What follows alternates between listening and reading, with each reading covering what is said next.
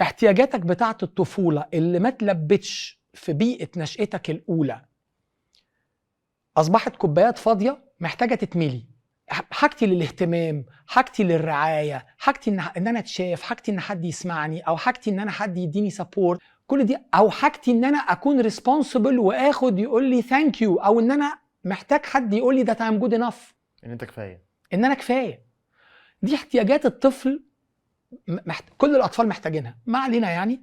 فلو احتياجاتي دي لم تلبى في بيئة الطفولة ونشأتي الأولى، هتفضل عندي كوبايات أنا بسميها cups empty cups of needs unmet needs، احتياجات لم تلبى.